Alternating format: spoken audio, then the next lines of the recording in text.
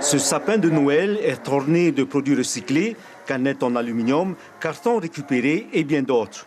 Heinz partage la magie de Noël en fabriquant des verres à champagne à base de bouteilles en plastique jetées à la poubelle.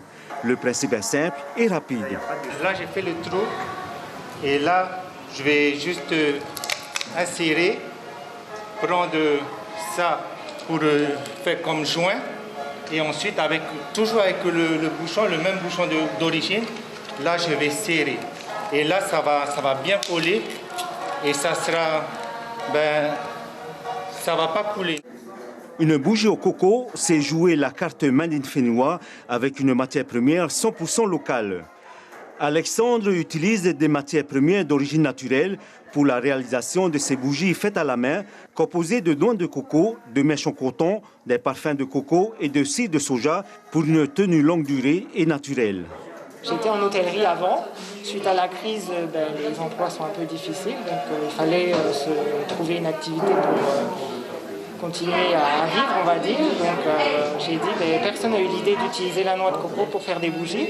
Je sais qu'il y en a qui utilisent pour faire des sculptures, gravures, ou même du jardinage. Et moi, j'ai eu l'idée de faire de l'artisanat et des cadeaux souvenirs, on va dire. On a un peu de produits artistiques, des tableaux, ou des chapeaux tressés, des sacs tressés. On a vraiment un peu de tout. Non loin de là, le bois a remplacé le plastique pour la fabrication du stylo aux couleurs locales. Les artisans locaux ne manquent pas d'imagination, comme cette lampe de chevet à base de pierre de rivière qui pèse au moins 8 kg. Là, c'est la sauvegarde de la planète. Après, c'est le fait d'arrêter de puiser constamment dans nos ressources. Ça va être aussi le fait d'utiliser pour les objets du quotidien, des choses naturelles et non pas du plastique qui va continuer à polluer tout simplement notre planète. Il y a plein d'idées cadeaux pour les fêtes de fin d'année, confectionnées avec des produits recyclables collectés, comme par exemple ce tire-bouchon en bois.